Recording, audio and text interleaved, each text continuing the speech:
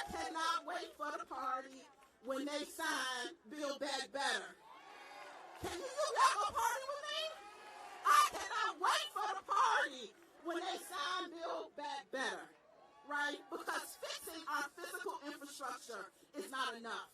We gotta fix our care infrastructure. We gotta make sure this is a country that cares as much about loving and caring and taking care of people and making sure those who need a little bit of help have access to it. That has to be as important in this country as a road and a bridge. Because you might have a road and a bridge that gets you to work, but your head ain't there when you get there. Your heart is not there when you get there if you are worried about who's taking care of your child. If you're worried about who's taking care of your mother and your father. It is time to invest in care in this country. And this is just another step in our fight. Because once Build Back Better gets passed, we're going to continue to fight for more until we win the care system each and every one of you deserves. Somebody say, come on, April. Yes. We have a shot. We have an opportunity to reshape our economy that puts you in the center of it, that puts women of color in the center of a new American middle class. Because we have toiled far too long in the valley. Somebody said we won't be turned around now. It is our time. It is our time. Let's go get it. Care workers need to be paid enough to put food on the table. You all shouldn't just have to survive in this country. You deserve to thrive in this country. We must create care jobs for women of color who have been doing this work for centuries, right? We've been doing it for centuries. I bet your grandmama took care of somebody, didn't she? I bet your grandmama took care of somebody, didn't she? But she didn't get the wages she deserved. And so we're going to go get enough for you and her. Let's go get enough for you and her. Huh. It is time to expand access to care because we know that's what we need. Somebody better tell them. That is what we need. That is what we demand. We are no longer begging. We are standing on our 2 feet and we are demanding our just due. Oh, y'all got me. Oh. Woo. Ain't gonna take it no more. Ain't gonna take it no more. Ain't gonna take it no more. Take no more. Ain't gonna take it no more. Ain't gonna take it no more. Ain't gonna take it no more. She made me stop.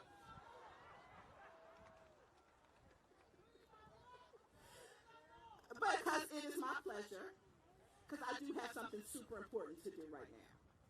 Because we talked about that there are champions who work in that building, who have been on our side fighting with us for decades. And we have one of the most important ones who is here to join us. And it is truly my honor to introduce the Speaker of the U.S. House, Nancy Pelosi. Hold on. Oh my God, wait, hold on. No, you go back over there. I love her too. I love her because she has stayed side by side with us in this fight. From the very beginning, she has understood that Build Back Better is for the people. It's for our children. It's for our seniors. It's for our communities. She's got our back, and we have hers. And look at her. She got her selfie game on.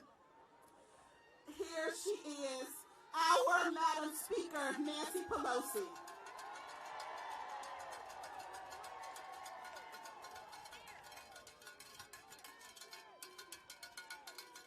Thank you, April, for your kind words. More importantly, for your great leadership. Let's hear it for April Barrett, SCIU. I, Jim Pugh, from National Domestic Workers Association. Fatima, the National Women's Caucus. Kristen from Moms Rising, and so many others, and to each and every one of you. You're right. Care can't wait. Care has been waiting long enough. What we are gathered here today is something very transformative for America. It's about family. It's about valuing work. It's about respecting the workers. So thank you, thank you, thank you. This week we will vote on the bill. The vote on the bill to build back better. We cannot build back better unless we respect the dignity and work of our workers. And the home care piece of this is transformative. It's brand new. It wouldn't happen without each and every one of you advocating for it. I don't know if Mary Kay Henry is here, but she has been relentless in SEIU with this, but so has Moms Rising, National Democratic Domestic Workers, and National Women's Legal, all of the Law Center, all of the organizations. But let's just say this. Our moms, our family members with disabilities who need help, our children who may have to be homebound for illness or whatever, they're all worth what we are doing with home care workers. That the point is that the home care workers are worth it. They are worth it. You are worth it. So thank you for what you have done to make so much possible for America's families, and the recognition that you deserve and that you will receive in this legislation. So if you're a member of a family who needs a home health care worker, or if you're a home health care worker, this bill is for you. Let me say that many of the people engaged in home health care are women and people of color. And we think that that is the blessing of our country. Culturally, linguistically, in every way, enriching care. Care, that four-letter word, care. Jobs, that four-letter word, so important. And respect for each and every one of you. So when this bill passes, let's just call it a good first step. There's much more that needs to be done. And again, this is not only historic, the first time, transformative for what it means to America's working families and America's home care workers. So thank you for insisting that care can't wait. It certainly can't. In a matter of days and many hours, this will be passed on to the Senate. And again, let me just say this. We can only do so much in the Congress of the United States with our inside maneuvering and our negotiations. Without that outside mobilization, we cannot do our best job. So thank you all for taking the responsibility to make your voices heard, to rise, have your issues rise to the level of priority for our country, because care can't wait. Thank you all very much. Thank you.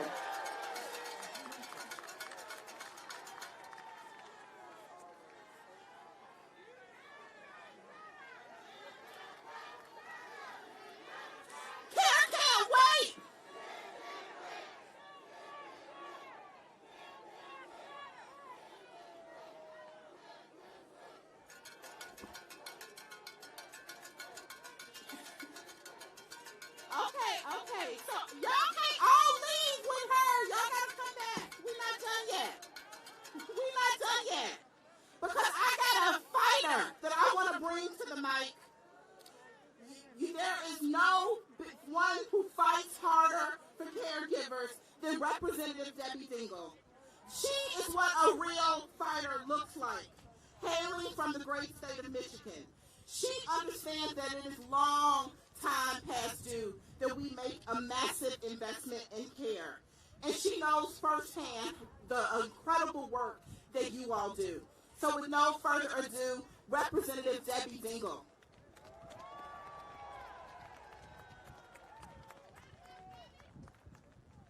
Good morning, everybody.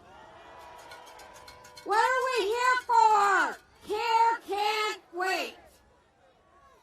I'm so good. I'm so glad to be here with all my brothers and sisters. But when I see all that purple of SEIU just warms my heart, but I got so many friends from so many different places.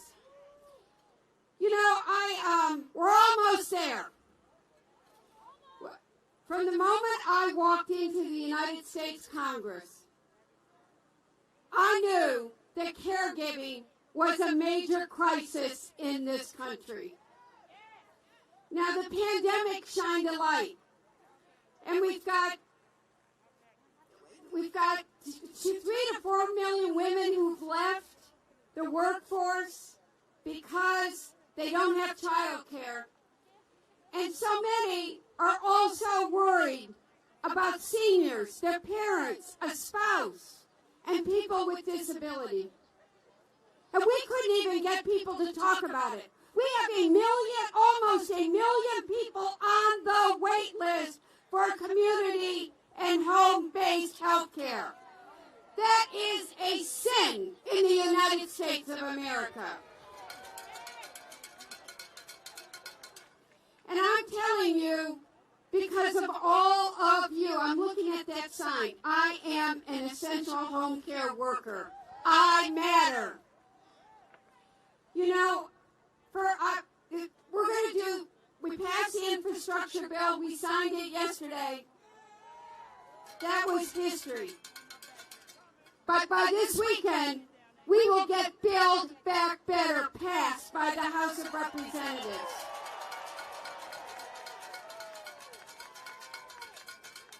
And then it's going to go to the Senate. And I want to talk to you about, I'm sick and tired of people trying to categorize, put labels. Let me tell you, caregiving makes all other work possible.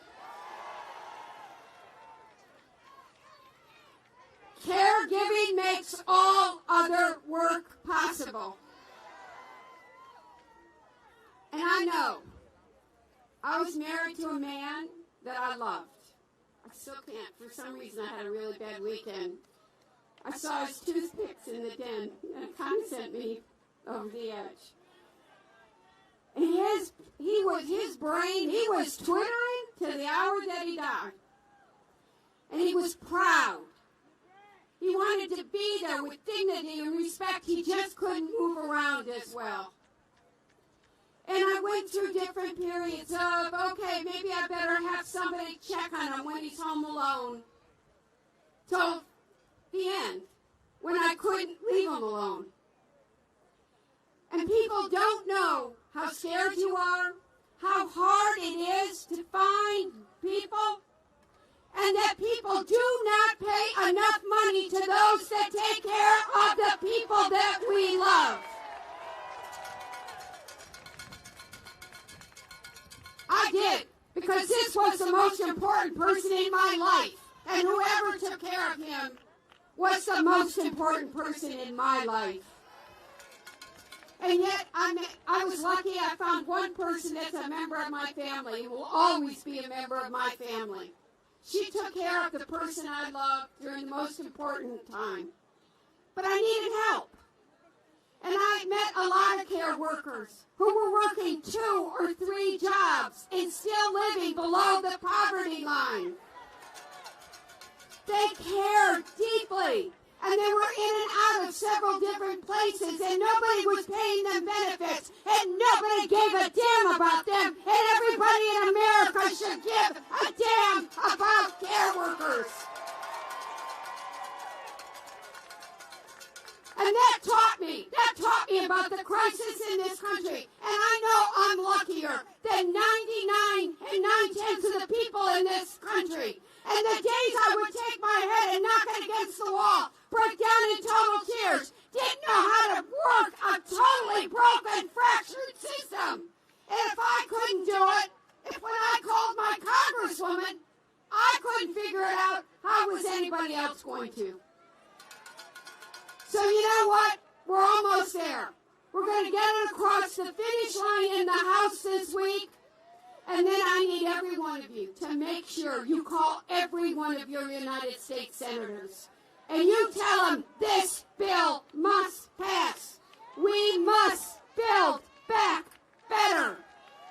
Because care cannot wait. Care care cannot wait. So thank you for being here. Our job's almost done, but we can't quit. We got to take it over the finish line. Thank you for caring. I love you.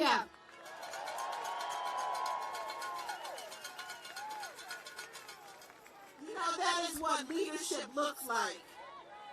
And it ain't nothing like when you have a testimony. Right? When you have a real testimony, the fight is in your heart and in your soul. And our next speaker knows something about caregiving too. She is Representative Katherine Clark from Massachusetts. She is another leader who knows deep in her heart why home care is important.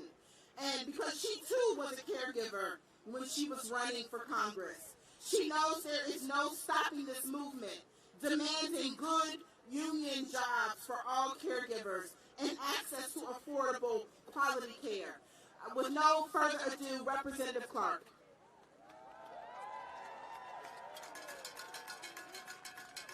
Thank you, April.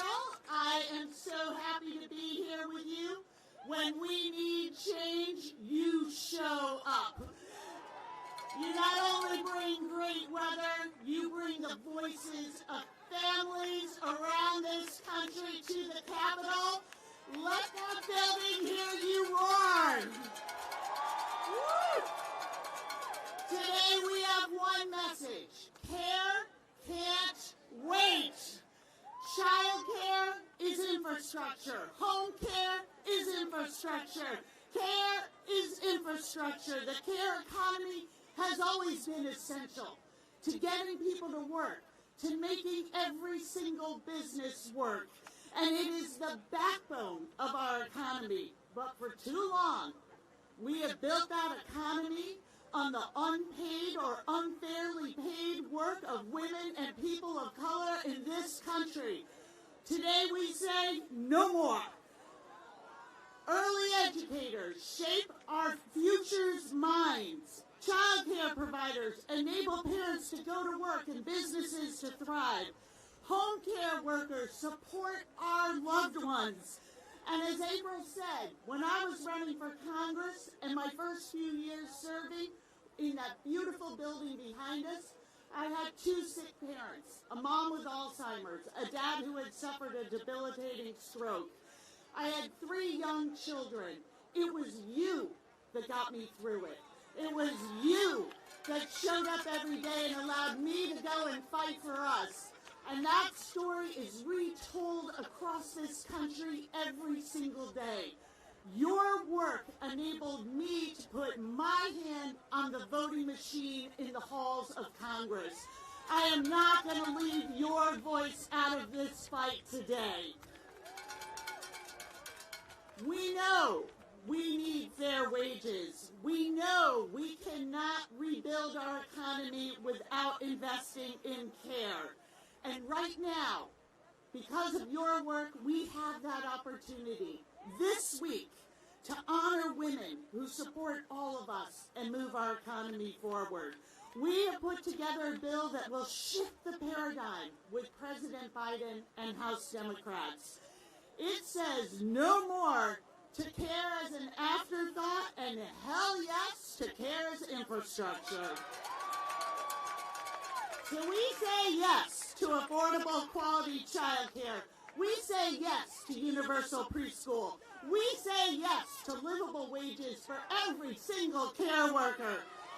We say yes to affordable home care for families, and yes to an economy where every kid has a great start and every parent, senior, and worker can fulfill their dreams with respect and dignity. I am so proud of this bill, and I am so proud of all of you. You show up, you do the work, you connect us to our jobs, and you connect us to those principles of equality and justice and freedom. They live within you, and you are going to make the change there that will enable our economy to reflect and lift up all workers. I am so grateful to you. So let's say it one more time. Care can't wait. Thank you.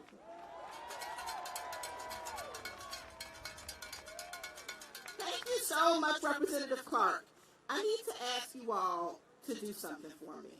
I know you are excited, and I know you want to capture every moment, but I need you all to find better angles with your cameras because you're holding them up and it's blocking the official feed. And so you can record, just don't hold your cameras up so high. Can you all do that for me? I appreciate you. Thank you so much. So we did not get here today by ourselves. Home care workers have been fighting alongside our partners in the Care Cannot Wait Coalition. And I am so proud to be standing with these fierce, amazing leaders that have joined the stage behind me. And so we have been fighting together for home and community-based services, for child care, and for paid leave for all. Because those are all of the pieces of the care puzzle that we need to build the care infrastructure that we all deserve. And so you're going to hear from these fierce, amazing organizing women, Ajin Poo with the National Domestic Workers Alliance, Kristen Finkbeiner with Moms Rising, and Fatima Goss Graves with the National Women's Law Center. Good morning. I stand before you today hopeful because we are fighting for a new day for care and care work, and we are so close. This week, the House of Representatives will take us one major step closer to an economy that values us, caregivers, care workers, individuals and families who need care and support all of us. I am hopeful because I look out and I see the members of the National Domestic Workers Alliance. Where are you?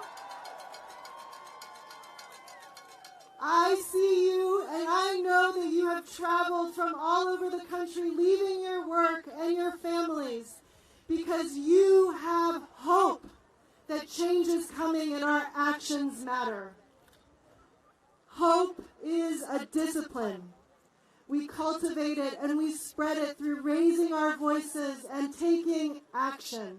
Today, may our voices be heard through the halls of Congress and reach caregivers across the country.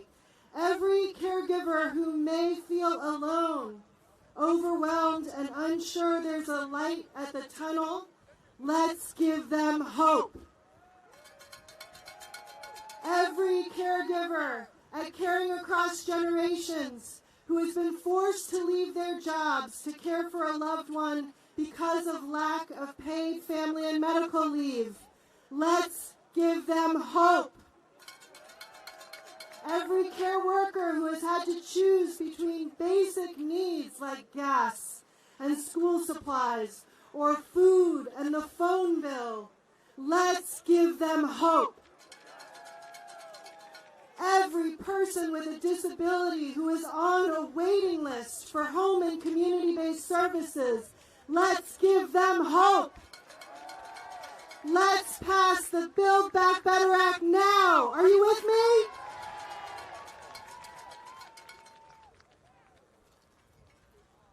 Good morning. Good morning. I'm Fatima Goss Graves. I'm president at the National Women's Law Center, and I am so happy to be with all of you today. So yesterday, it was wonderful to see our government in action, to see what it looks like to deliver for people, for communities, to deliver on good paying jobs, to deliver on supporting families. You know where I'm going. We all deserve to live with dignity. We all deserve to have work that is dignity work. And it was a reminder yesterday that we have leaders in this country who can rise to the occasion and deliver for all of us. So we are here today to say thank you, and you must do it again. You must deliver for this country by investing in care. You must deliver for this country by ensuring that care workers can make wages that allow everyone to support themselves.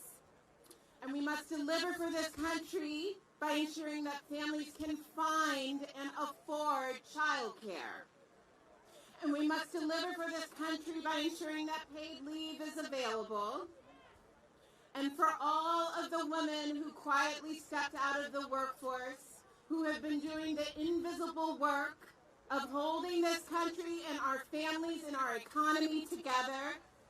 For all of the mamas who keep delivering for their families again and again and again, we see you.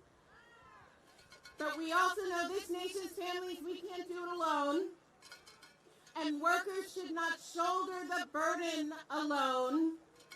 And our economy won't right itself without it. So I am proud to be here with leaders who are prepared to deliver for women, for families, for our economy, and prepared to say, care can't wait.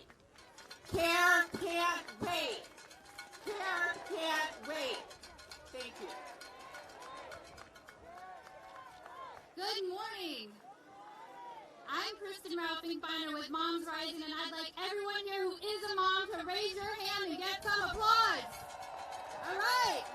Now, everyone who has ever at any point in their life had a mom, raise your hand. That is all of us. We are moms, dads, caregivers, people rising. We are rising to make our voices heard in the U.S. Capitol. We are rising representing people who can't be here today.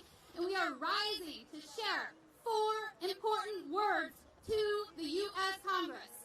It is time to deliver. It's time to deliver on living wages for care workers. It's time to deliver on home and community-based services for people with disabilities and those who are aging.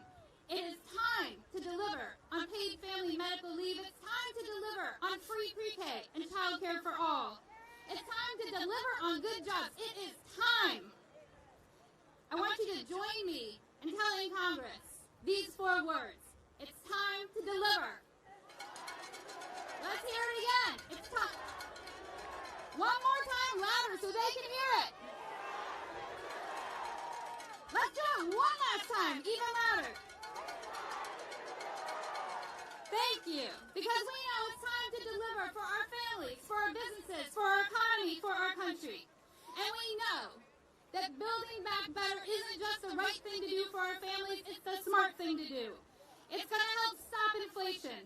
It's going to help lower family costs. It's going to generate millions of jobs, good jobs, union jobs. It's going to get America back to work, and it's going to build a nation where, importantly, every single child can thrive. So we are here today with that one simple message to the U.S. Congress to tell them that they need to vote this week to move forward the Build Back Better Act. And we are here to say, time to deliver. Again. Thank you, thank you, thank you, because we know care can't wait. And let's chant that 3 times. Care can't wait. Care can't wait. Care can't wait. Thank you. Thank you for rising. Thank you for moving change. Thank you for being here. Thank you. Thank you so much, and to the amazing groups that are in Care Can't Wait Coalition. We are almost at the finish line, and we cannot wait to get there. We have another amazing champion fighter with us today, and she is Senator Patty Murray from the great state of Washington. She has always understood that care work is essential. I know the members from 775 Northwest know her and love her well. She has led alongside care workers to fight for the changes we need, wages to support our families, better working conditions, and a real voice on the job. It has always been her vision as one of progress. Let's give it up for Patty Murray. Good morning. My God, you guys look great. Thank you, April, for that kind introduction. Thank you to each and every one of you for joining us in this fight. I am so proud to join you all in lifting up a very simple message from families across the country. Care cannot wait.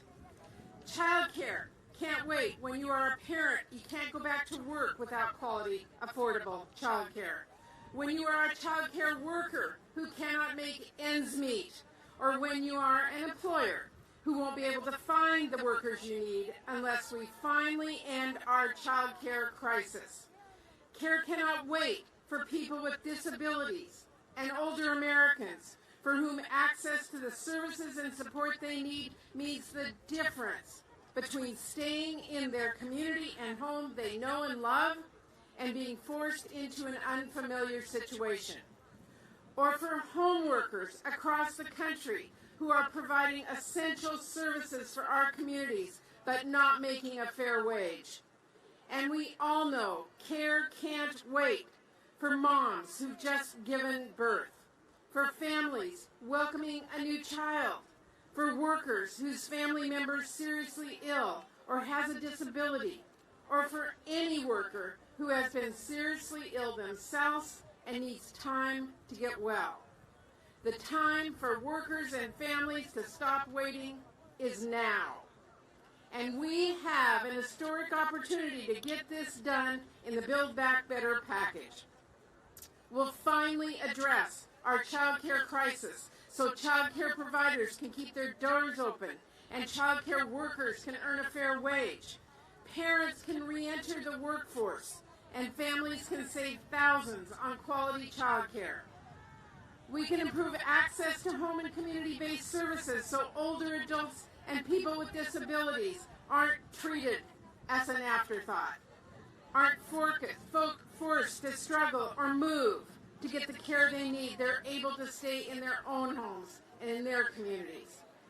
And we will not give up on our fight to establish national comprehensive paid leave so no one has to choose between their family and their paycheck. In short, we can build an economy that truly works for working families.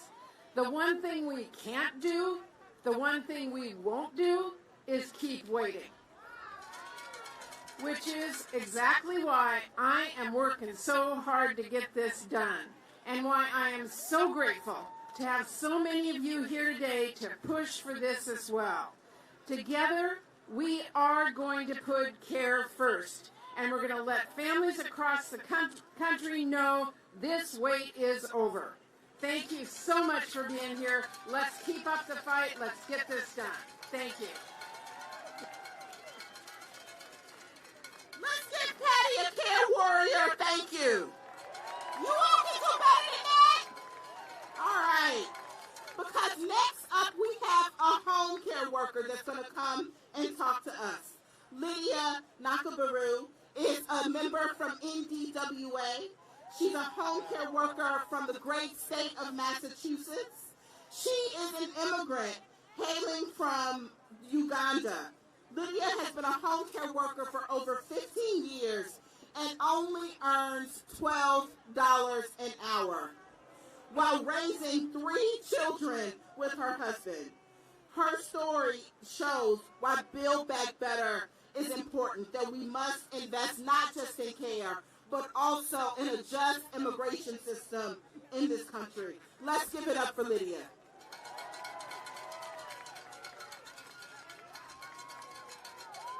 Good morning, everyone. My name is Lydia Nachimeru, and I'm nationally elected Home Care Council member of the National Domestic Workers Alliance and a member of Matahari Women Work Center in Boston. I'm originally from Uganda and have lived in the United States for 17 years. I'm a mother, I'm a home care worker. I have 3 children who are 15, 13, 9 years old. I have been a home care worker for more than 10 years. I provide daily living support for my clients. I help them get out of bed, ensure that they don't fall, and prepare their meals.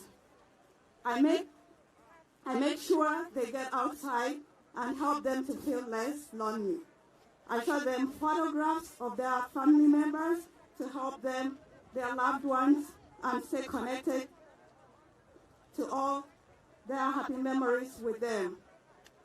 I care for my clients as if I'm caring for my, no. I care for my clients as if I'm taking care of my own aging parents. I cherish the connection I make with my clients, and I'm proud of this work because it allows people to live a life in comfort, especially during their last stages of life. Home care workers like me make sure that our country's seniors and people with disabilities can live with dignity in their homes. But for too long, our work has not been valued or supported. Many home care workers like me get paid less than minimum wage for our essential work.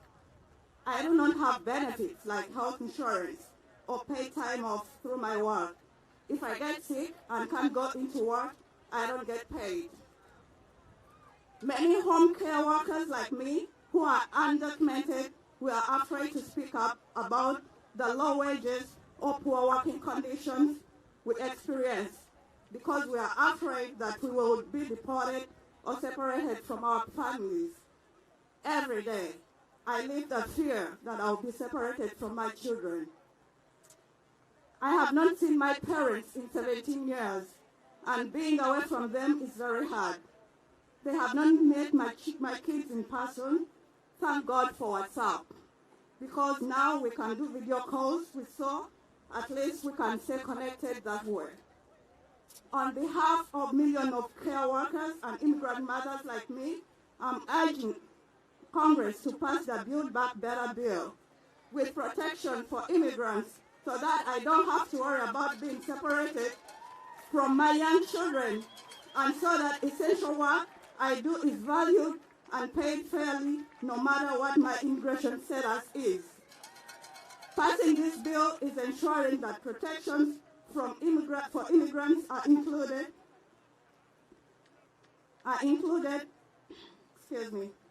will allow me to take my children to visit my parents for the very first time, something I've been waiting 17 years to do. Thank you all.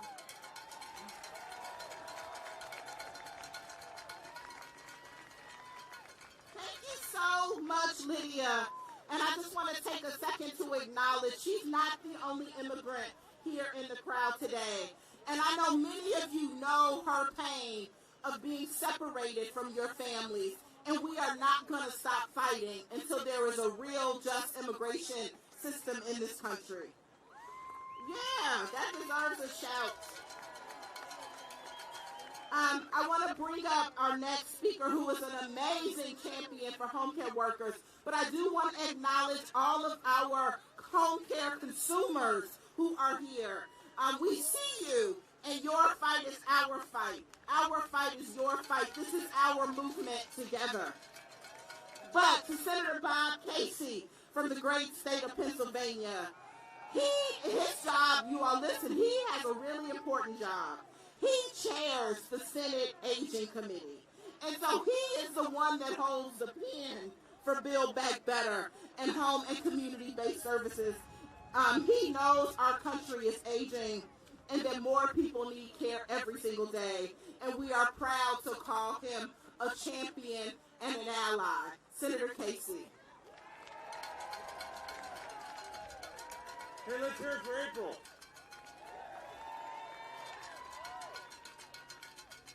Let me start because I see a lot of purple out there.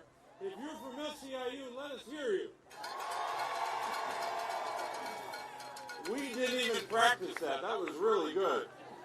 We could do that all day, but we got some things to say. But I want to thank SEIU for your leadership on so many issues, but especially most recently on home and community-based services for seniors and people with disabilities. The workforce that does that heroic work every day. Give yourselves and those with whom you work a round of applause for that work. I want to thank the National Domestic Workers Alliance. Let's hear it for them. Let's hear it for Moms Rising. And let's hear it for the Care Can't Wait Coalition. But you all know what this is about. This Build Back Better bill that we're getting close to passing right now is about lowering costs for families. You know, this town for 40 years has been lowering the costs for very wealthy Americans and for corporate America. It's about time we lowered costs for families that are struggling every day. This bill will help get people back to work. So many people who have impediments in their way to getting back to work because of the pandemic and so much else. We're going to make sure they get back to work, and we're going to finally as Americans, by virtue of policy, invest in caregiving at long, long last. So let me just go through a couple of the highlights. You know what they are, but they bear repeating.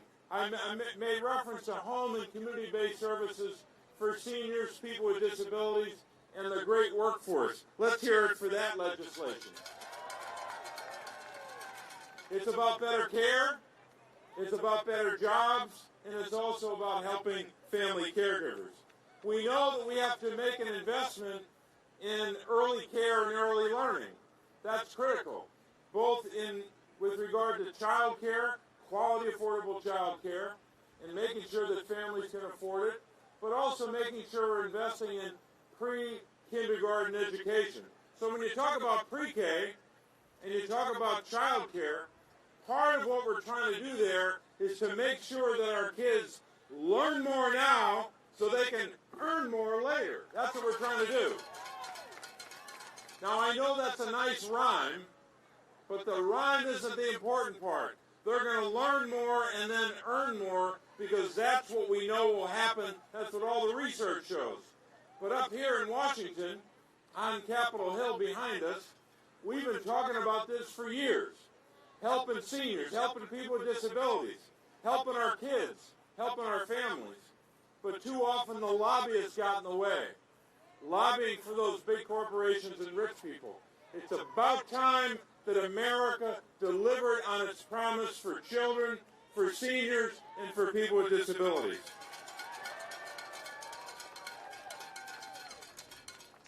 Number 4. Something you know a lot about because a lot of Americans have seen it already, and that's the child tax credit.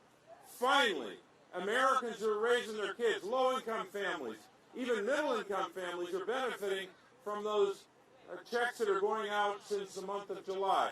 We should not, in America, have those checks ending in December. We need to keep those checks going forward so families have dollars in their pocket to pay rent, to make sure their kids can get involved in school activities, to make sure their children have a shot just like the families of wealthy Americans. Finally, and I know this isn't an exhaustive list, but it's important, we've got to make sure that we deliver on the promise of paid family and medical leave. That's critically important for our families. Now, I know a lot of you are from Pennsylvania, right? And all across the country.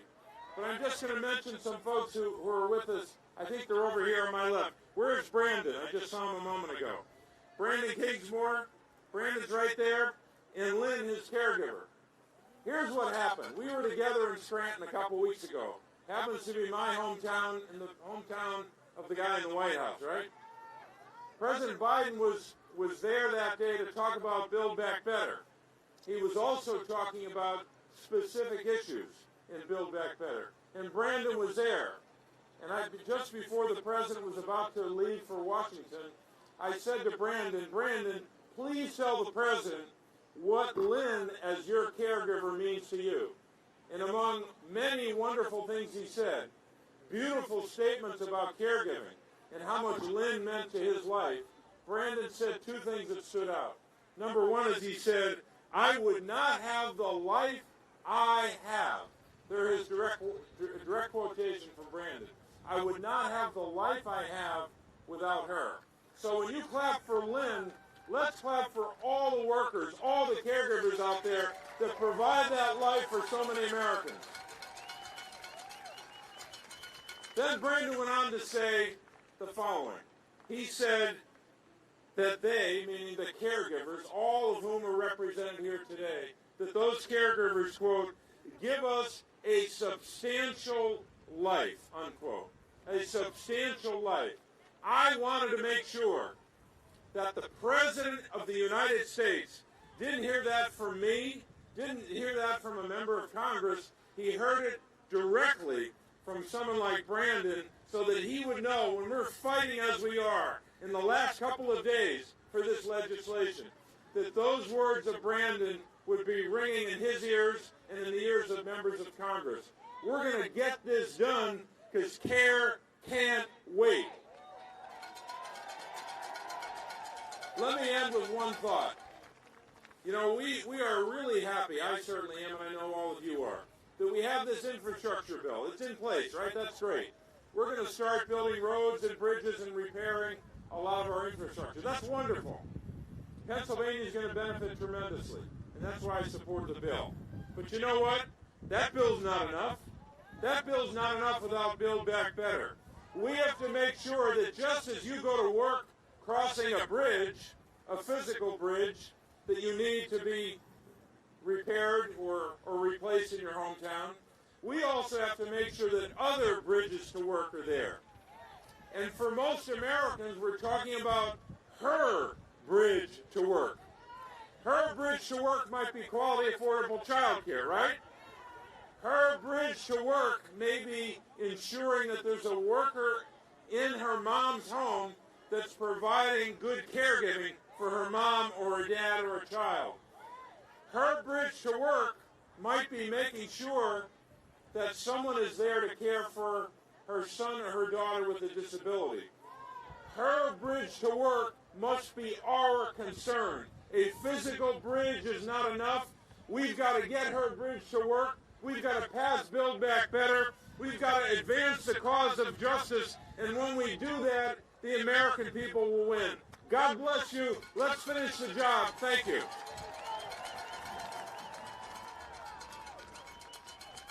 Thank you so much, Senator Casey. And we are going to build that care bridge together. And another care champion we have with us is Representative Grace Meng from New York. She has been a staunch champion for economic justice for women, especially moms. She herself is a working mother in Congress, Rona. Rona, I'm talking to you. I'm bringing up a New Yorker. A New Yorker!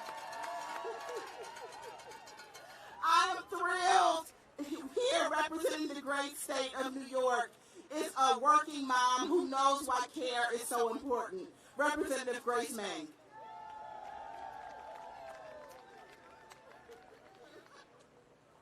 Good morning, everyone. Is anyone from New York in the house? Anyone from 1199 in the house? Moms Rising? Domestic Workers Alliance? And Care Can't Wait.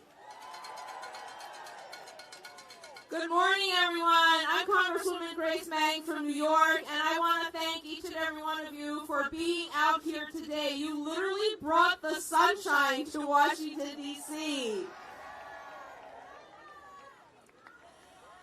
Democrats have been working months to ensure that the Build Back Better Act will be transformative for working families.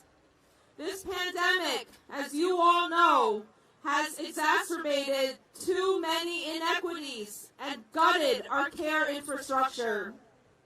We have witnessed too many stories, countless stories, of families who are literally struggling to put food on their table, moms forced out of the workforce because they're caring for their kids at home, and students missing out on learning because they don't have home internet access.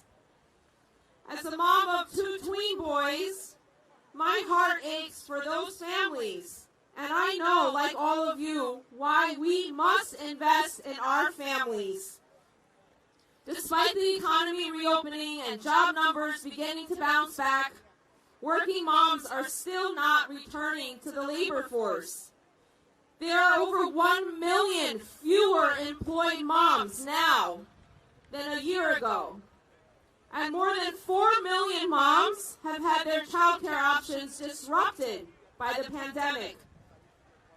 That's why we are here to say we must pass the Build Back Better Act. Build back better! Build back better! Build back better! We have to lower our childcare costs. We have to ensure that every 3- and 4-year-old has access to 2 years of free preschool. We need more people in this country. More than 20% only of Americans who currently have any paid medical family leave. 20%, that's embarrassing. This crucial bill is a once-in-a-generation, once-in-a-lifetime opportunity for us to meet the needs of families and provide them with what they need for their well-being, success, and quality of life. Establishing paid leave, expanding access to affordable home care, strengthening the Affordable Care Act, and closing the Medicaid coverage gap. Items all in this bill are essential to our families as well. I know all of you. I know that our working families are exhausted, not just physically, but mentally exhausted from this pandemic. And many were going through hard times even before the pandemic. We cannot just return to the pre-pandemic way of life. We can't just say we want to build back better unless we're including more people and helping more people and bringing more people into the fold. Building back better means that no one will be left behind. We are not going to leave anyone behind. We've learned our lessons the very hard way during COVID. So thank you all for being here today. Keep up the good fight. We are not leaving Washington. Congress is not leaving until we pass Build Back Better because care can't wait. Thank you. Thank you so much, Representative Meng, because care cannot wait. It is time to deliver, and we're going to make sure it happens. I am super, super excited about our next speaker. She is someone who knows the power of women, the power of women of color, the power of Black women. She is Melanie Campbell, the president and CEO of the National Coalition on Black Civic Participation and the convener of the Black Women's Roundtable. And you may want to say, well, what's she doing here at a care rally? Well, she knows that this is a Black people issue. This is a people of color issue. This is an issue about freedom, about our democracy. And she is proud to stand alongside of us. And we are proud to stand alongside with her in the fight to make sure we pass voting rights and save our democracy in this country. So, Melanie Campbell.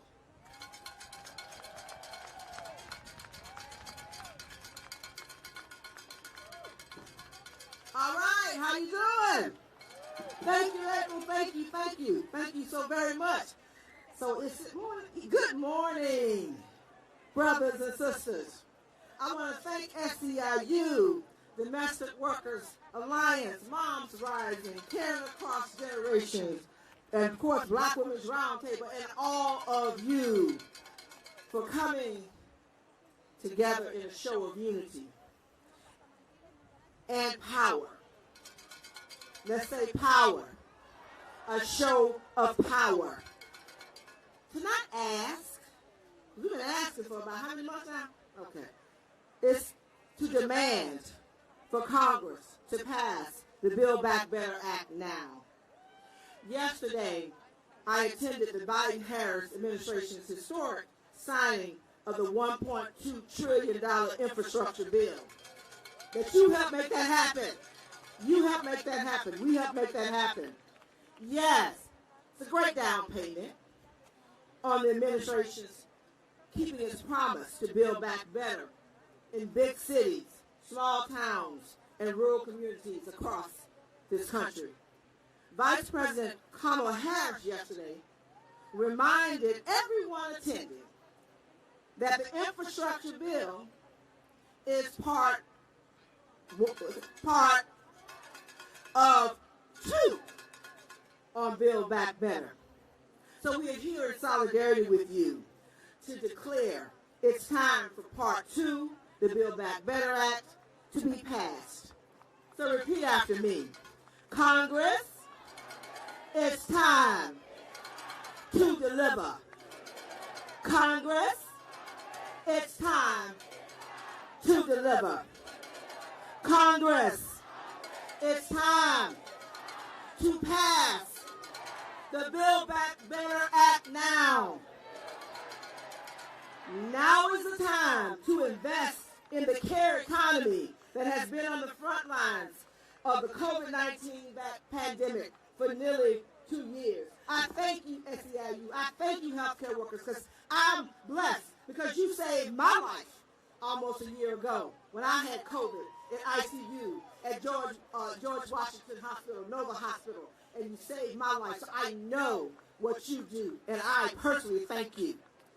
It's time to raise the wages for care workers. It's time to provide paid family leave for all. It's time to expand access to child care for families and care for our seniors to live in dignity. It's time to protect our immigrant brothers and sisters. It's time to lower costs of living for the most in need and much more. It's time for care workers to just be cared for. So I thank you. I had much more I needed to say, but I'm trying to stay in my time. I just want to let you all know I thank you. We are getting ready to march for voting rights and economic justice today. We've been going to jail, y'all. We've been going to jail. Jerry has been hung out with us. Your sister coming with us. We're going to keep fighting. This is one movement. One movement. One movement. So I thank you so very much, and I apologize. I do have to rush over to another march that we're going to do from the National Council of Negro Women building on 630. For those who are visiting, 633 Pennsylvania Avenue is the only building on Pennsylvania Avenue between the White House and this Capitol that's owned by African Americans. The only one. So Dr. Dorothy Irene Height bought that building many, many years ago. So we're marching as black women and allies together from there to the Supreme Court to challenge them because they're letting us down. Our democracy's at stake. Our democracy's at stake. But together we will win. It's time. It's time. Let's get this done. Thank you.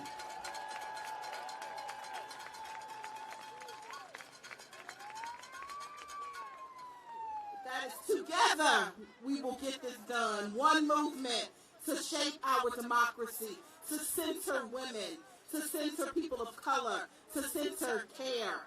It is time to deliver. And we have a next speaker. Her name is Boblinskis, and she is here today with Moms Rising. And you're going to hear from Bobby. You're going to hear her story about her struggle when it comes to child care and the need for paid leave and why it's so important for all working families. Come on up, Bobby. Oh, wait, Bobby. It's not just Bobby. What's her name? Bobby and Eliana.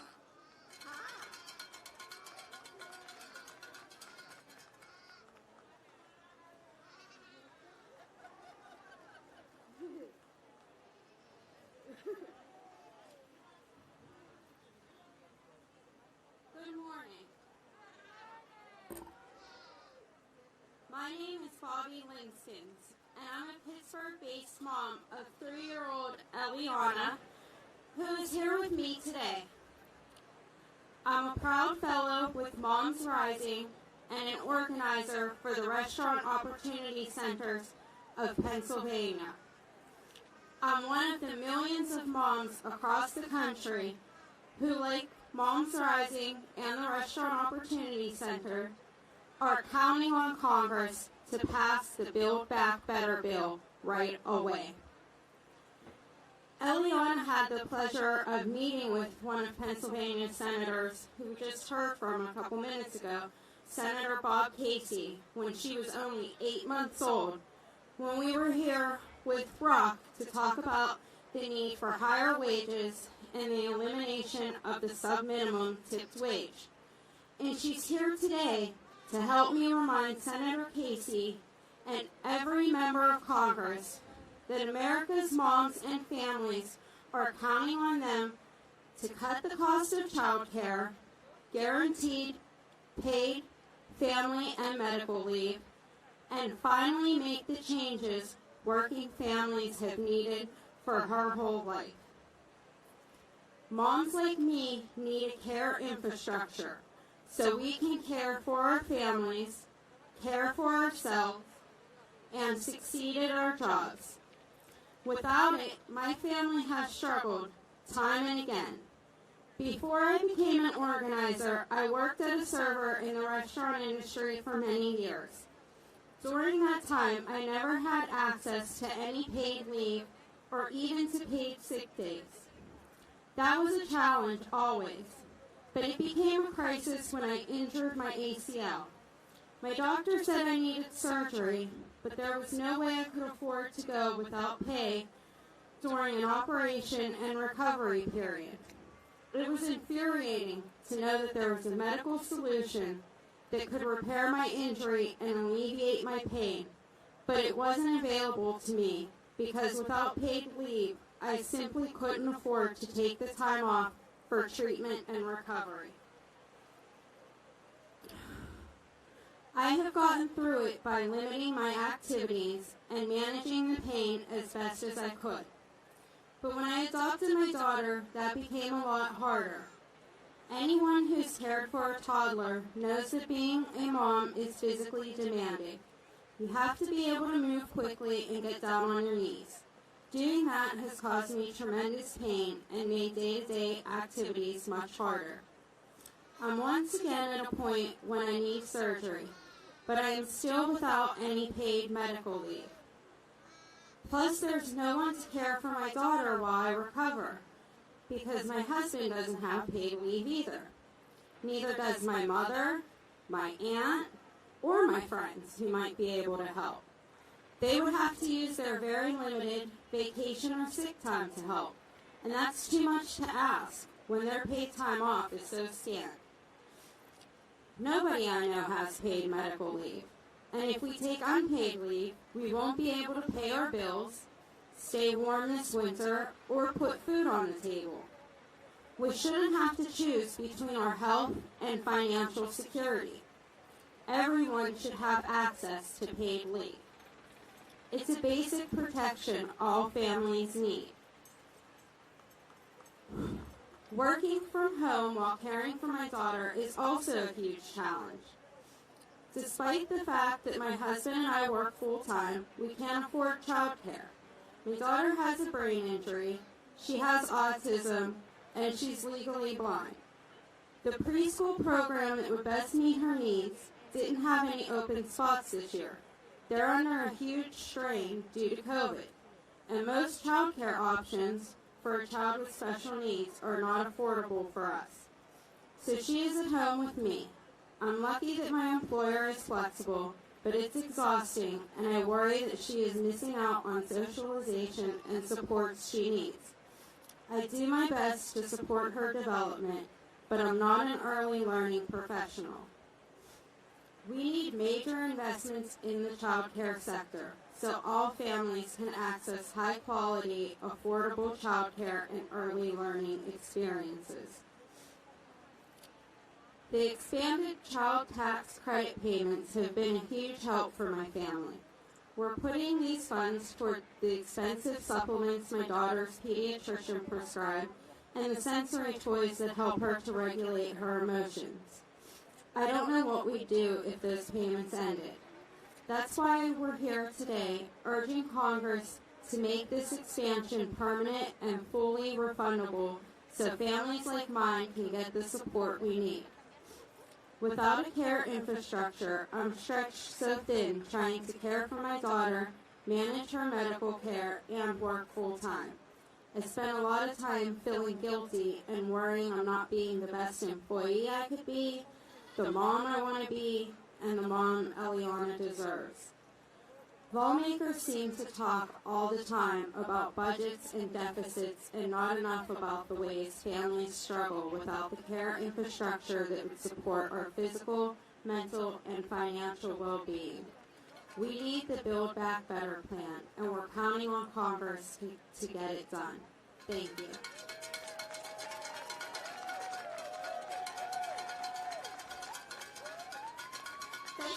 Thank you. All right. Next, I got somebody who I think you all are going to really enjoy hearing from. Thomasine Wilson. I'm sorry. That does say Wilson right there. Thomasine Wilson is the Home Care Chapter President of her union with SEIU Virginia 512. She began her career as a home care worker by caring for her own family members, just like many of you all. She's been a caregiver for over 20 years and a union leader for 13.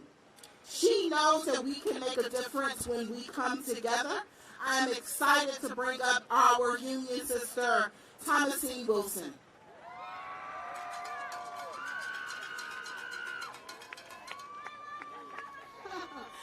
Good afternoon. Good morning, everyone.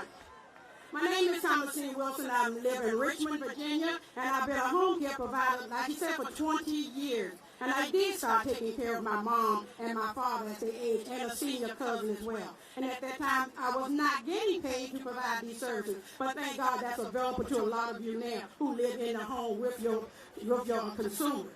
And I've been a union member since 2008. And as a home care worker, I assist consumers with their everyday living,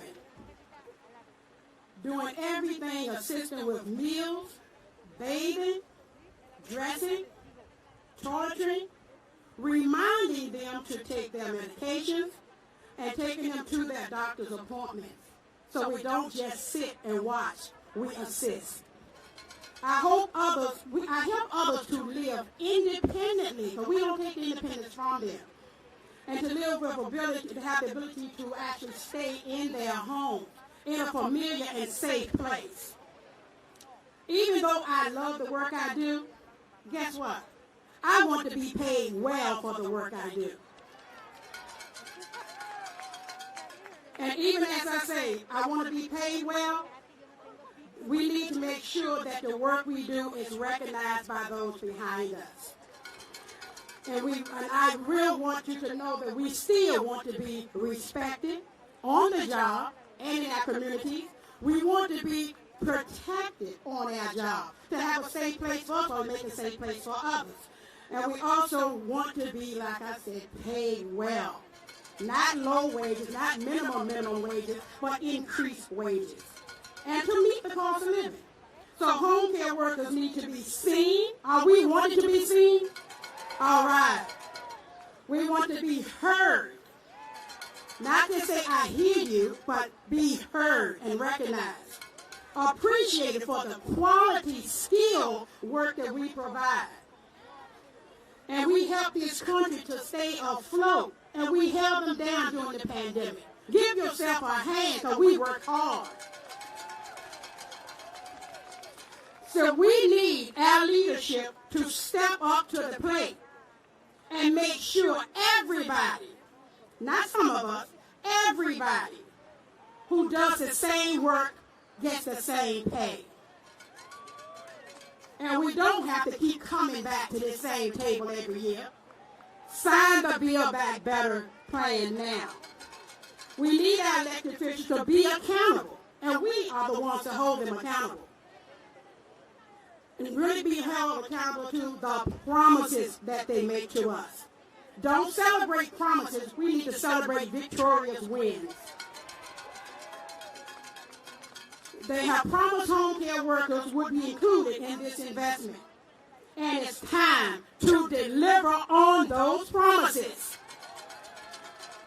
What better way to build back better than to pay home care workers what they are worth this year, 2021, not 5 years from now, but this year, and give them health care, quality housing, good education. We need education for our children. Not just pre-K, but college education.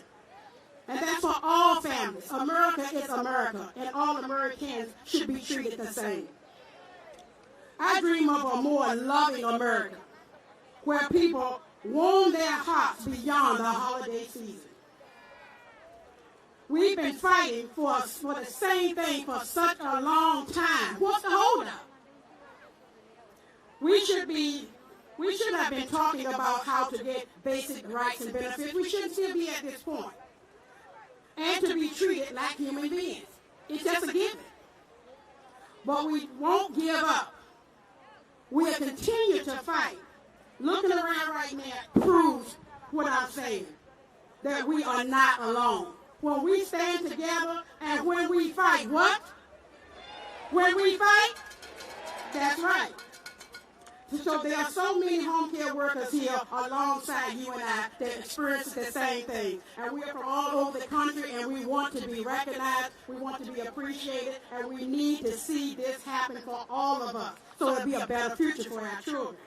And I'm telling Congress, Build Back Better means investing in home care and not leaving workers or consumers behind. To build back better, we must include all people, all workers, all Americans. We can't celebrate promises. We must celebrate wins.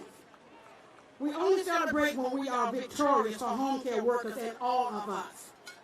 And once again, we must be respected, protected, and paid. So we can continue to focus on Build Back Better, because care can't wait. Thank you.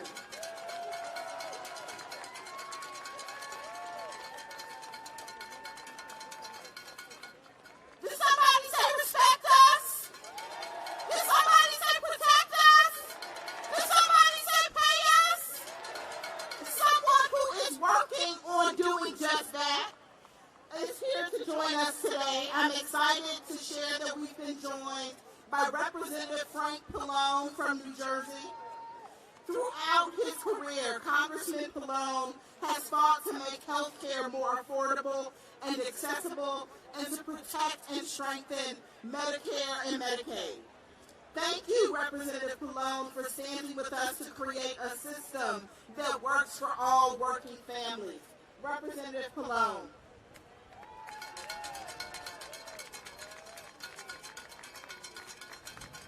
Thank you so much. It's so important that you be here today, and it is a wonderful day.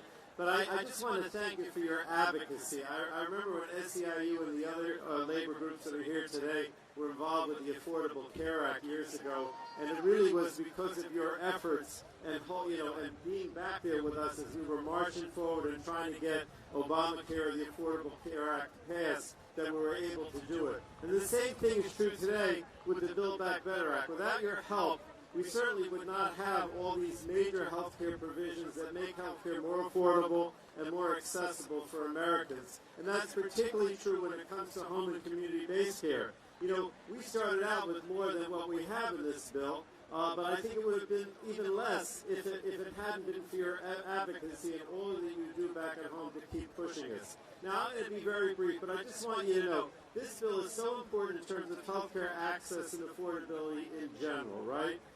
I mentioned the Affordable Care Act. Well, it increases the subsidies and makes those subsidies more long-term, so more people can afford to buy an insurance plan. You know that in a lot of the red states and a lot of the Republican-dominated states, they did not expand Medicaid. And so there were a lot of people that fell through the cracks. Well, we make it possible for those people to get subsidies and buy an insurance policy through the ACA, which they weren't able to do before. We also address drug pricing. Maybe not as much, certainly, as I would have liked with H.R. 3, but it is a step forward because it actually does provide for the federal government to negotiate prices for prescription drugs. There's so many other things. We make CHIP, the Children's Health Initiative, the Children's Health Insurance Program, permanent. We deal with the maternal mortality crisis that we face in this country by saying that you have 1 year of coverage under Medicaid postpartum. There are so many different aspects of this, but the most important for you, and I cannot stress how important it is what we do with home and community-based care. I'm from New Jersey. I represent the central part of New Jersey, from New Brunswick down to Asbury Park. And I've been involved, as I approach the podium today, I chair the Energy and Commerce Committee. We have jurisdiction over healthcare, particularly the home healthcare issue. But I personally, in my life, was reminded as I came up here about my father and how difficult it was to get home care. He wanted to stay at home, but there were times when he went to the hospital or he had to go to a rehab facility. He always wanted to come back home. And why is that? Because people want to be independent. They want to stay in their home. They want to be, if they can, continue to participate in the community and give back, even when they don't have full capacity. And that is why it's important. We don't want people. We want to have good quality nursing homes and good quality hospitals and rehab, but we want it at all possible for people to be able to stay at home in their community. And that's what you're making possible. But you can't do that unless you have better wages and better benefits. That's what this bill is all about. So if you want to expand access, you have to have a good quality workforce, and that means better wages and it means better benefits. So this bill does both with your help. It increases access, it makes more availability of home health care, but at the same time increases your benefits and wages. It is a win-win situation. But keep at it. Your advocacy has gotten us so far, and you got to continue it. Thank you again. Thank you again, Representative Pallone. The next champion for us, she is family, you all. She literally has been an organizer in the trenches with home care workers. So she may be a member of Congress now, but she is one of us. She is our family.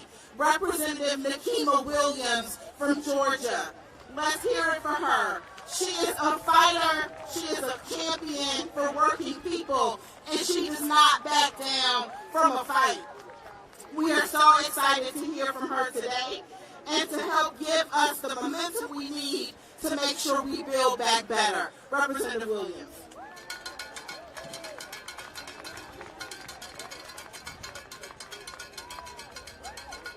Hello, everybody.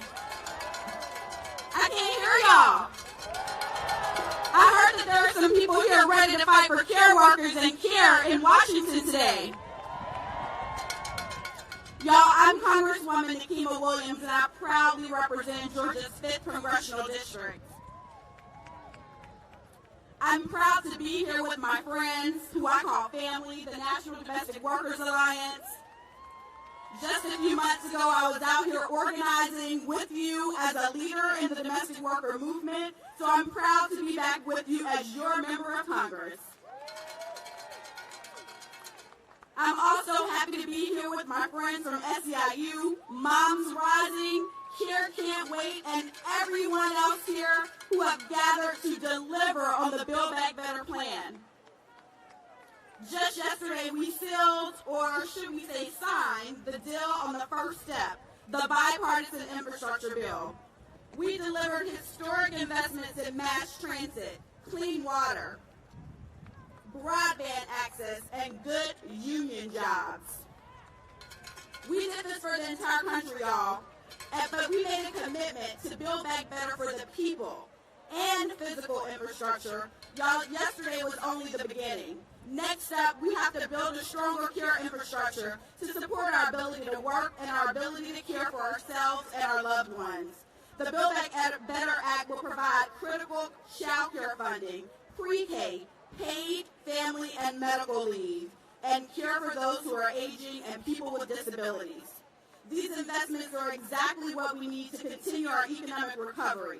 The Build Back Better Act will help millions who were forced out of the workforce because of care responsibilities during the pandemic.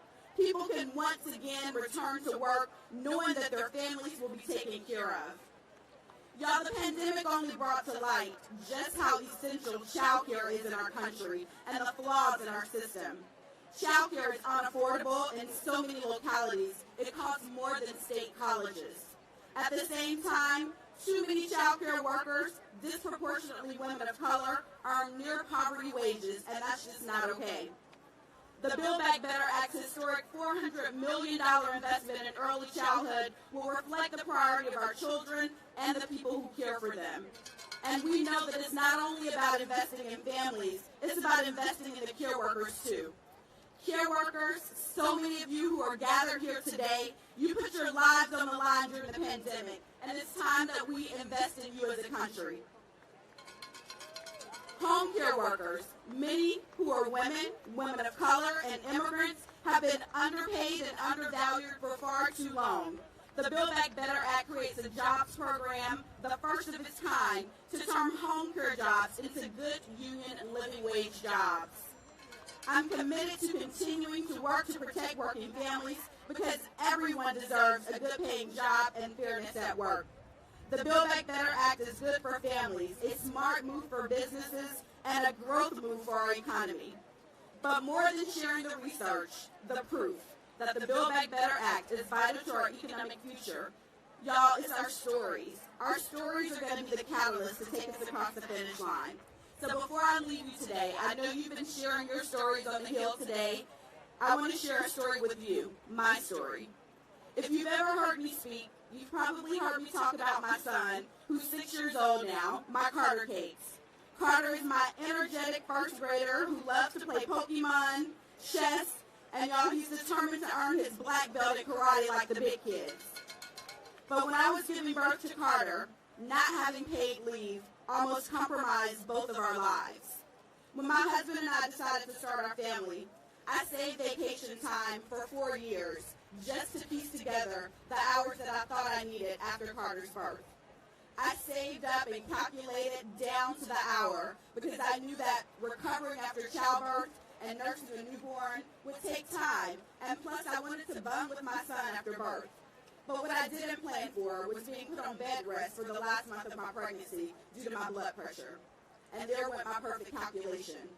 My husband and I struggled, but we were lucky to have figured it out so that I could give birth to a healthy baby boy, take those 30 days off before he was born on bed rest, and I know that it could have turned out so differently because it does turn out tragically for far too many people in our country because we are still holding out on not providing paid family leave in the United States.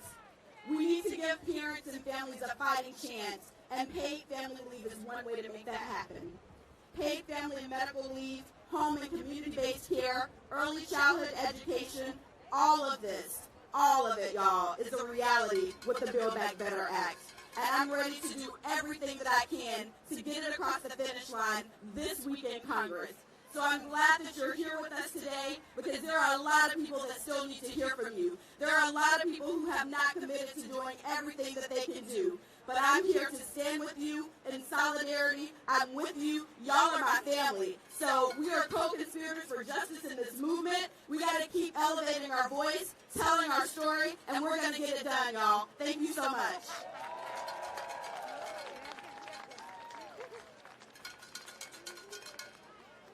It is so great when we got family representing us in Congress. Give it up again for Representative Williams. So, yes, they gave me this card, and I feel like, yeah, I'm not going to read that. Because I am so excited and honored to introduce one of the electeds that I got to watch when I was a young organizer in Chicago growing up. Representative Jan Schakowsky has been leading the fight for economic justice for years, for decades. There is no better champion for working people. No better champion for justice. No better champion than Jan Schakowsky, Representative Schakowsky. You gotta love a Chicago girl.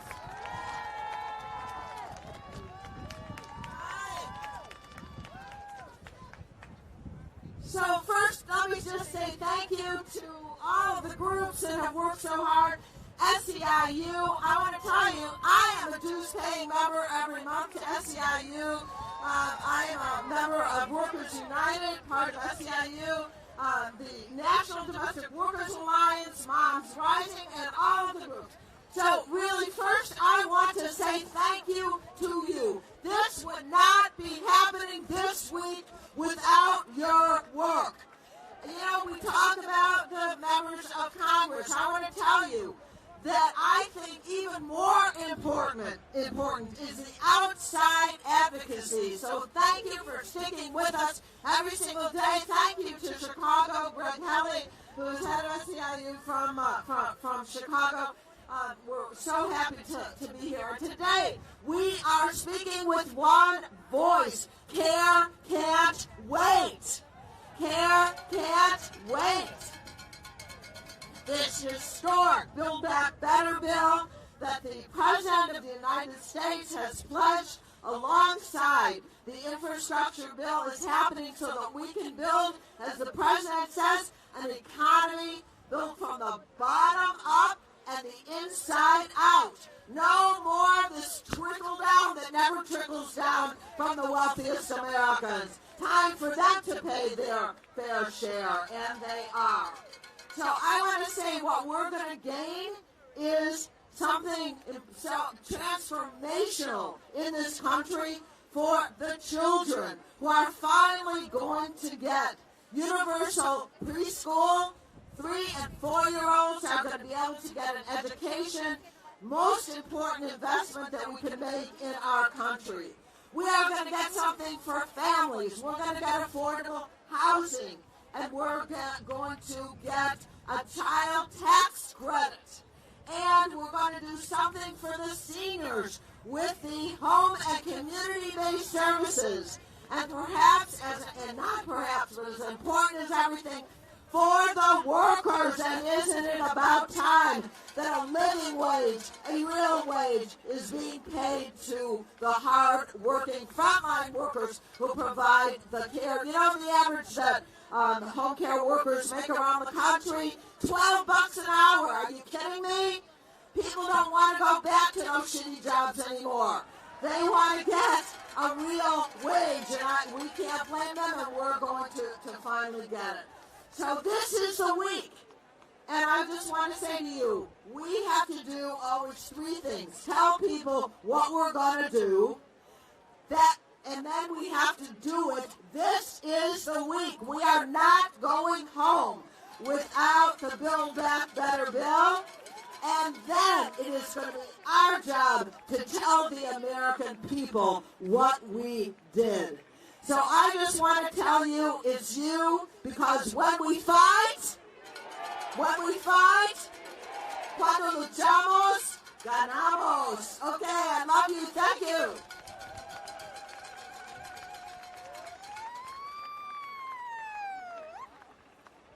Let's give it up again for Jan Schakowsky. Here's another one that I'm just going to say what's on my heart. I want you all to listen because this is important. When the history of Build Back Better is written, I hope someone asks me my version of the story. Because I will make sure that the history books understand that there are champions for us, but then there are the champions for us. Y'all hear what I'm saying? There is a woman who stood in the middle of the fight and said, we will not back down. There will not be an infrastructure bill if there is not a care bill. She and her comrades in the Progressive Caucus have stood at the front lines of this battle for us, and you all need to give her respect. The history books must tell the story that Representative Jayapal and the Progressive Caucus in our U.S. Congress have stood up for care, have stood up for working families in this country, and we owe her a debt of gratitude. The fight is not over. You have our back. We have your back. Thank you, thank you, thank you.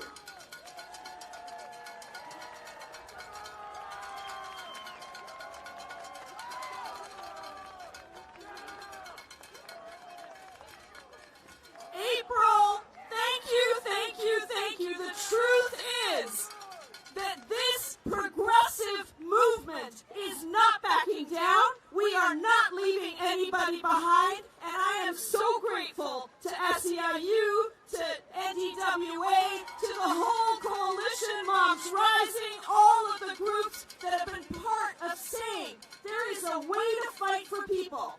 And that is what we're going to do. I'm Pramila Jayapal. I'm the chair of the 96-member Progressive Caucus, and we have held the line. We have said that we believe the infrastructure bill is important, but guess what? 85% of the president's agenda, Joe Biden's agenda, the agenda that Democrats ran on and won on, is in the Build Back Better Act, and care economy is not getting left behind. Now, let me tell you, I think sometimes people think that we've forgotten how to fight for people. That's what I think. I've come to Congress after 20 years of being an activist, and I got here, and I have some incredible colleagues, not just a few, but dozens and dozens of members in the Progressive Caucus who realize that this is a once-in-a-generation opportunity to level the playing field, to treat women and caregivers and the care economy as the essential economy that it is. And let's be clear, people talk about the infrastructure bill as a jobs bill. It is. It is a jobs bill. But so is the Build Back Better Act. So is the Build Back Better Act, and it is a jobs bill for women, for folks of color, for families across this country that desperately deserve, not just need, my friends, but deserve free pre-K, universal pre-K, universal child care for families so no family pays more than 7% of their income, elder care so that we finally reduce that 800,000 person waiting list so that our loved ones can be at home looking after their loved ones with skilled care that pays at least $15 and has benefits. We need a living wage, my friends, and we are going to get it in this bill. We also know that if we're going to take on racial justice, the Progressive Caucus from the beginning said we are prioritizing housing, the biggest housing investment in the history of our country, $150 billion of housing in the Build Back Better Act. And we are making sure that we finally take on the cost of prescription drugs, because Big Pharma's time is over. We need people to stop cutting their pills at their kitchen counter or deciding between insulin or the cost of their food. That is wrong in the wealthiest country in the world. We are not going to let that happen. And we are going to make sure we lower the costs of health care for people across this country. Now, some of you know I'm a big Medicare for All fan, and I am not giving up that fight. I am not giving up that fight. And I thank you, SEIU, for being with me on that fight. But let's at least get our costs for health care down and get those states, those southern states run by Republican governors who have refused to expand Medicaid, let's get the poorest of the most vulnerable people in those states to be able to have access to health care. Now, in addition, we are taking on climate change in the Build Back Better Act. Because everybody, including our young people and this next generation that has been so phenomenal in fighting for all the things that matter, that they have a planet, that people can breathe clean air and clean water, and that our global leadership is actually meaningful. That is not in the infrastructure bill, my friends. That is in the Build Back Better Act. $555 billion, and the Progressive Caucus prioritized environmental justice, and 40% of those investments going to frontline communities. That is a huge victory that still isn't told completely, but we got every single one of our Progressive Caucus priorities into the Build Back Better Act because we were united as a movement in saying we are not backing down. We are for justice. We demand justice right now. And this week, because progressives in Congress and progressives outside of Congress held the line and said no infrastructure bill without a Build Back Better Act, this week we will pass the Build Back Better Act out of the House of Representatives, and that is a huge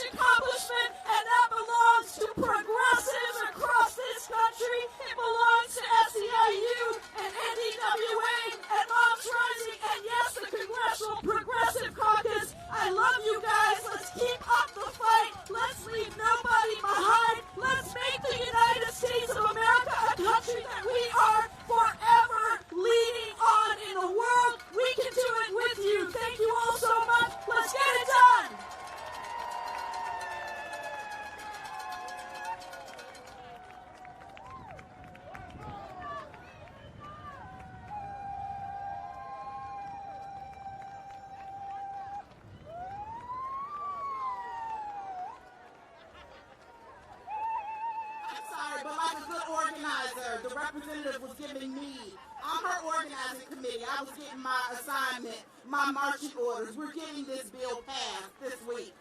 We are not going to let them go home until they pass Build Back Better. But then it goes to the Senate, right? We're going to pass it, and then it goes to the Senate. And an important player in the Senate has just joined us. Senator Ron Wyden from Oregon. Where you at, 503? I see you, 503 is here. Senator Wyden has stepped up for care and for nursing home workers throughout the COVID-19 pandemic to ensure that workers throughout the country are respected, protected, and paid. And he is going to ensure that we pass Build Back Better out of the Senate and that we send it to the president's desk for signature. Senator Wyden. Let me tell you all what this is about. This is about, as the temperature goes down, the need for care and workers goes up. And what we're going to do in Build Back Better is show that we get it. And that's what workers are talking about. I was just home, and a worker came up to me and said, Ron, you know, I love what you're doing for the bridges and the roads. But you know, if I don't have childcare, I won't be able to get to the bridge. So we got a lot of SEIU folks here. Let's hear it from them. Where's 503 in Oregon? 503 is about people. And what we're going to do, particularly in Build Back Better, is we're going to start pulling down the anti-competitive gates from Big Pharma's castle and lower these prescription prices. These prescription prices are now the highest in the world. The highest in the world. So what we're about is protecting workers. We're about protecting seniors. We're about paid family leave. And it really comes down, folks, to one simple proposition, and you can ask every member of the Senate this question. Whose side are you on? Are you on the side of the billionaires? Because, by the way, I think they ought to pay some taxes, don't you? Are you on the side of the special interests or the people who aren't paying their fair share? Or are we on your side? I'm with you all the way. We're going to pass Build Back Better. God bless. What side are you on? When history writes it, what side are you going to be on? Well, it's clear that I don't need to introduce the next speaker. This cat is out of the bag. But okay. We gotta step back, you all. Step back. I know we are excited. He needs no introduction. The senator from the great state of New York, the majority leader, Chuck Schumer. Thank you. So, is New York in the house? Is the great 1199 in the house? Thank you all for being here. And I want to say this. I didn't have my purple today, but I came second best. Right blue for Democrats. So let me just say, I first want to thank Ron Wyden and all my colleagues, Senator Murray, Senator Casey, and particular thanks to the great SEIU, to the great NTWA, and all our allies. I don't know of a single group when we've faced Build Back Better with the intransigence of Republicans who only want tax breaks for the rich. That's all they want. They don't want to help people. But I have never seen in all the groups that have lobbied someone more relentless, more effective, more great than the lobby for this great bill and the Care Can't Wait coalition. Your leader, Mary Kay Henry, probably calls me once every 2-3 days. And you've been great. I've seen you all. I've seen our great SEIU in 1199 in New York. We've gone to rallies, we've petitioned, we've protested. So now we're in the final days. The final days. We have to do this. COVID showed us the weaknesses in our society. You know, I give a speech on MLK Day. I say Martin Luther King, on his broad shoulders, hoisted up a giant mirror. And with his eloquence, with his brilliance, and with his faith in God Almighty, he forced America to look into that mirror. America didn't like what it saw, and we began the slow, long road to racial equality, which we're still trotting on. Well, COVID was similar in a different way. It was like a big magnifying glass. It showed us what was wrong with our society. One of the things wrong with our society, why did more people of color get COVID and die of COVID? Because they had lousy health care. Why did so many have to stay home? Because they had inadequate childcare and paid family leave and sick leave.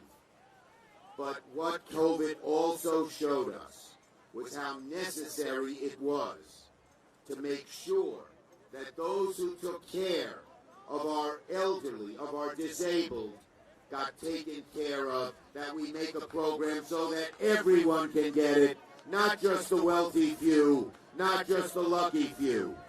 And I want to tell you a story about a man I met.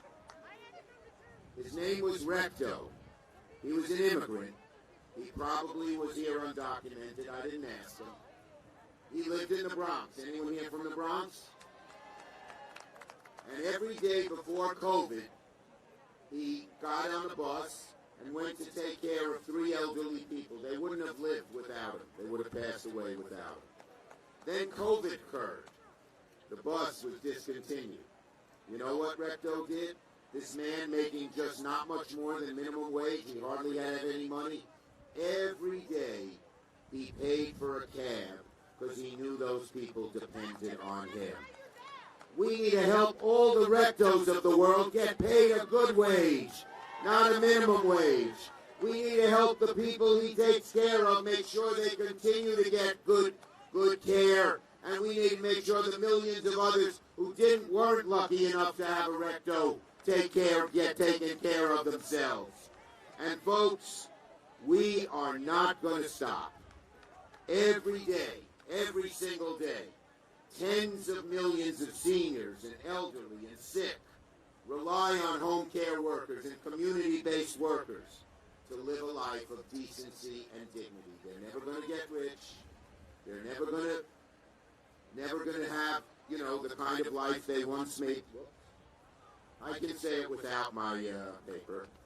They never were going to have the life they might have dreamed of, but at least they're getting, because of the dedication of the workers, they're getting an ability to live a decent life. We must do that. We must do that. So we must keep home-based community services in the bill. We're not letting anyone take that out. We must keep child care in the bill. We must keep all the good things that help people. And my friends, I will pay leave and sick leave in the bill as well. I will not rest. I will work with you shoulder to shoulder and 24/7 so we can finally have America live up to its ideals, pay you good wages, not just minimum wages, give our home care work, give our elderly, our sick, our disabled the health care they need, and make America the country that it should be, and COVID showed us it wasn't. Thank you. God bless you. On to victory, everybody. Build back better. Build back better. Build back better. Build back better. Build back better. Build back better. And we're going to tell those Republicans who want to make sure the only thing they care about is having the rich pay less taxes, we're going to tell those Republicans, America's on your side. We're going to beat you on this. Thank you, everybody. Thank you so much, Senator Schumer. And I really want to, before I bring up our next speakers, they have been so patient. And they've allowed the electeds to go before them. And so I really want to thank you, Jessica and Jose, for your patience in waiting to come up. But they are consumers of home and community-based services, and they have an important story to tell. And so we want to welcome Jessica and Jose from New York to tell us their story and why they are here today.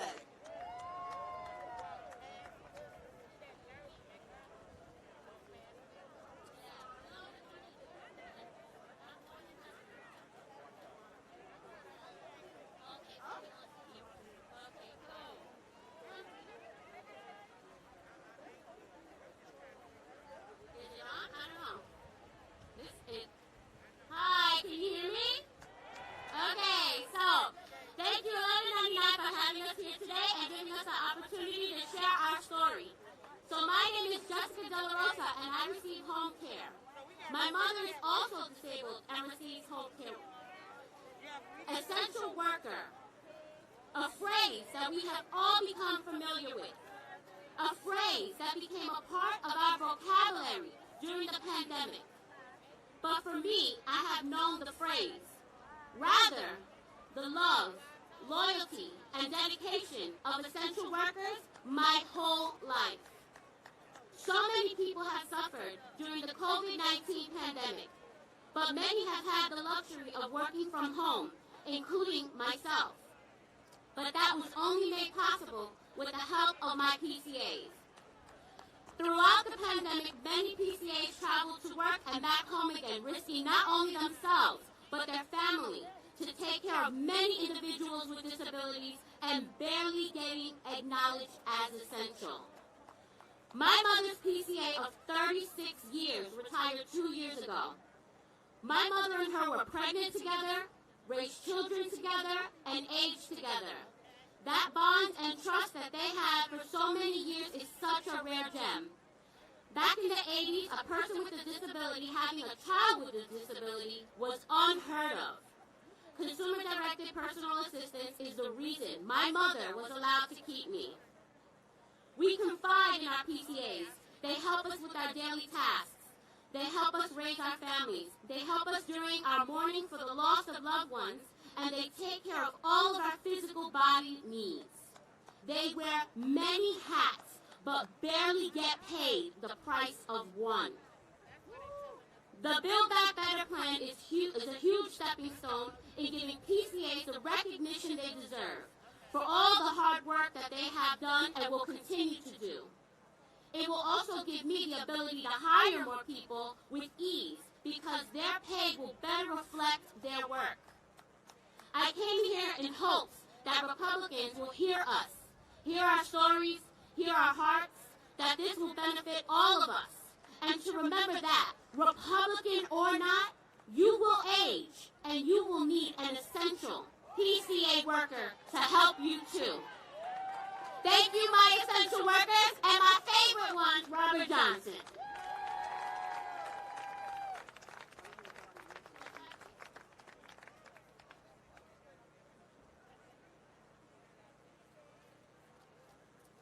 Hello, everyone. Can you hear me?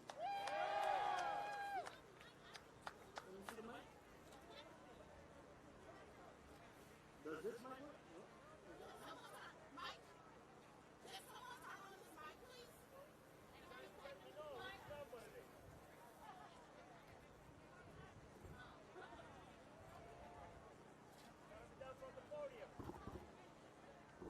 I need you to turn on the Hellcat mic, please. One. Number one.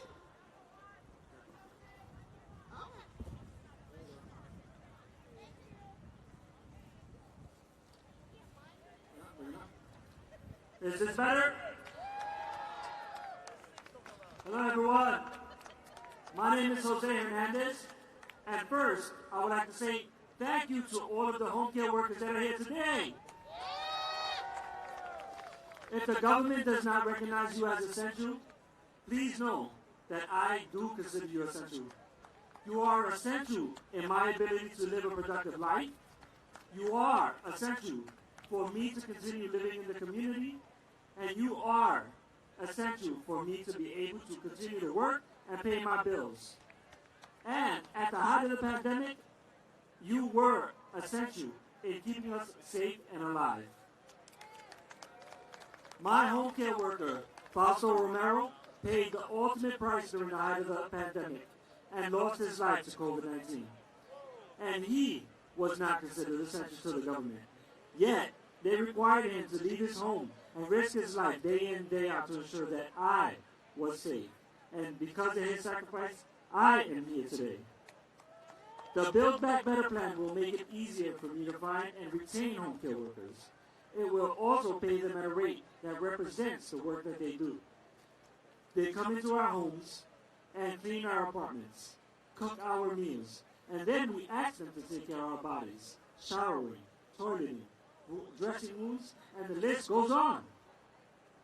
By elevating home care workers and finally recognizing how essential they are in society, you are also, in turn, elevating individuals who need their services, like myself. We won't have to stress about finding our next home care worker. We don't have to fear losing everything that we have accomplished because we can't find our next home care worker. Also, because of the elevating home care workers, the economy benefits.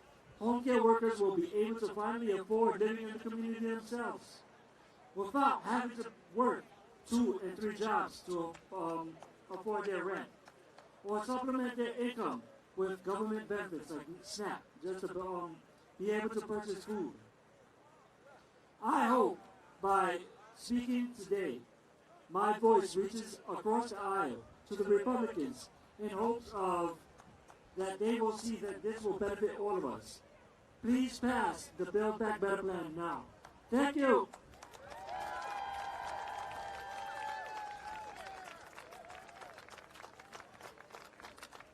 Thank you so much for being here, and thank you again for your patience. And with them, you already heard it, but I want to give him a proper introduction. Representative Richie Torres from the Bronx in New York. Representative Torres. So I am, first, I'm the proud congressman of Jose Hernandez, who's one of the greatest champions that I know. I'm honored to be here with SEIU and all the home care heroes. You know, as far as I'm concerned, we cannot build back better for all of us unless we build back better first for the most vulnerable and the most essential among us. And the most vulnerable are the disabled and the elderly, and the most essential are home care workers. For me, home care is not political, it's personal. You know, my grandmother was with my grandfather for more than half a century. And when my grandfather died, she was never the same. Her health took a turn for the worst. And it was a home care worker who cared for my grandmother in her moment of greatest need. And it taught me that home care workers take care of the people we love. And we have to take care of you. We have to do right by each and every one of you. You know, we are on the verge of making history, of going from FDR's New Deal to Lyndon Johnson's Great Society to Joe Biden's Build Back Better. And for me, home care will be to the 21st century what Medicare and Social Security were to the 20th century. And we have to harness the power of this moment to deliver for our home care workers. It is long overdue. You know, the most important lesson that my mother taught me was the golden rule. Do unto others as you would have them do unto you. And I want for home care workers, I want for the most vulnerable and essential among us, the same dignified and decent life, the same care that I would want for the people I love most. And that is what I'm going to fight for. So let's follow the golden rule, and let's deliver home care for those in greatest need. God bless each and every one of you.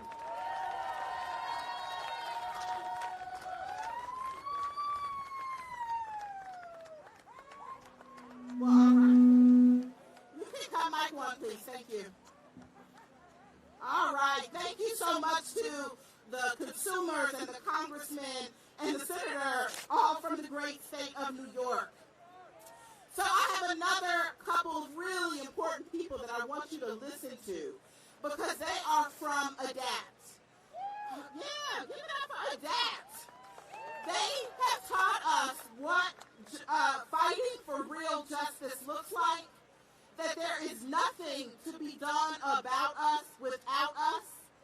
The fight for home care and workers and for our dignity and for real justice for home care workers cannot be separated from the fight for real disability rights justice for the sisters and brothers that we take care of and real justice and dignity for our seniors. Those fights are inextricably linked, and we are proud to stand with you all. We share a history, and God willing, we will share a future of fighting together. Mike Oxford is from ADAPT in Kansas, and Josue Rodriguez is from ADAPT in Texas, and they are here to tell their stories and what brought them all the way to Washington, D.C. today. Thank you, Josue and Mike.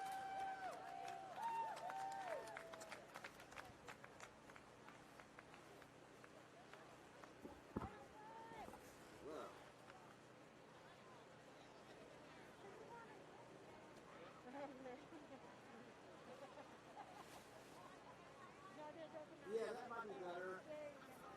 That's all right.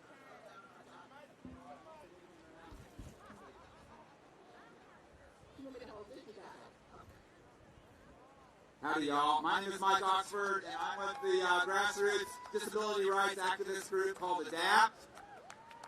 We're really glad to be here with y'all once again. ADAPT has been working nonstop on home and community services as alternatives to having to go to an institution for disabled people and older people since 1990.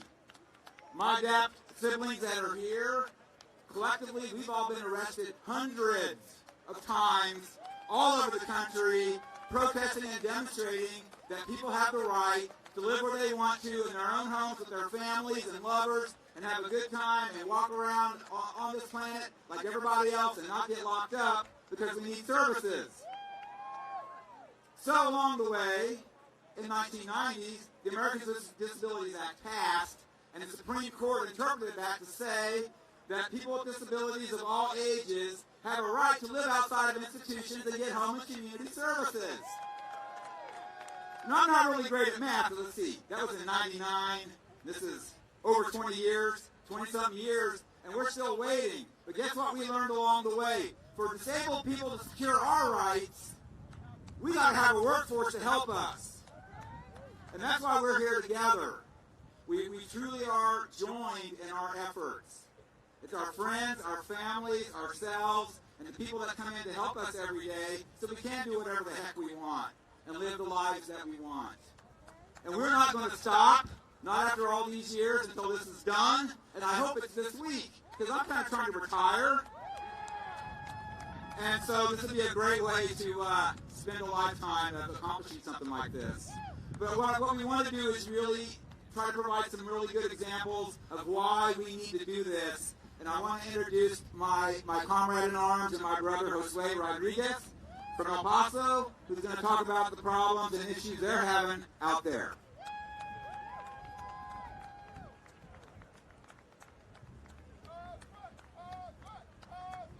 Hi, thank you, Mike. As Mike was mentioning, I'm from El Paso, Texas, and some of the issues that we run into as far as with the workforce, there's a big issue with recruitment and retention, and that's an obvious problem that we have across the board, not only in Texas, but across the country. Why? Because our attendants have no paid sick leave, have no vacation time, they have to work two, three jobs just to make ends meet. And that's why we feel and we demand that we build back better and pass the Build Back Better Act so that these attendants, so that these workers can provide for their families, but not only that, that they can continue to provide the essential work that they provide to people with disabilities like myself and my fellow adapters. They are the ones that assist us to continue to be productive out in the community, to continue to thrive, to continue to go on living however we choose to live. So yes, it's time. It's time that our legislators hear us. It's time that our attendants get better paid, better wages, benefits, house sick leave. We need to build back better now, and this is something that we've been fighting for years. We had increases, some increases in attendant wages, but we need for attendants to be paid equitable wages so that we won't lose good attendants to better paying jobs, or maybe not even better paying jobs, but again, job security. A lot of our attendants leave for lower paying jobs that provide benefits, that provide that insurance for them. And we need that for our workers to be able to continue to get the help that we need to be able to live independently in the community. Because like we like saying, we need them as much as they need us, and that's why we need to work together to build back better and get better wages and pay for our attendants.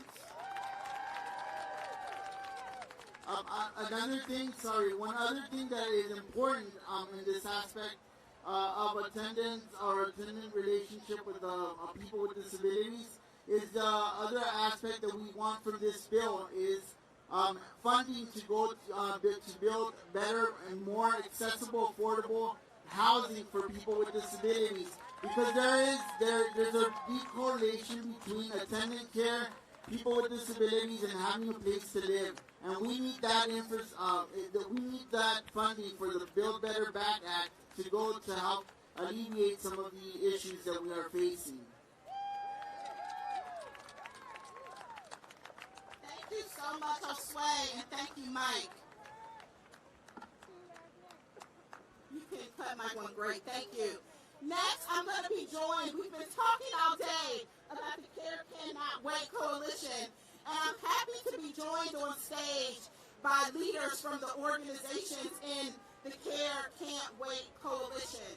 And we have a message that we want to share.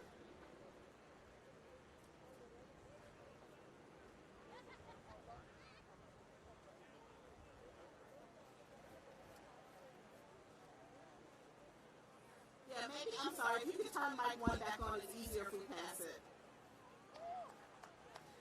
All right, how's everybody doing? Feeling powerful? Feeling like we're going to win? Well, we have a message for Congress today. Congress, we are counting on you. The situation is urgent. We are counting on you to help us care for ourselves and our families. It's the only way we will be able to make our economy stronger. We must pass Build Back Better. We are counting on you. Congress, we are counting on you to pass Build Back Better because costs are rising, and we know that the legislation will lower the costs for families.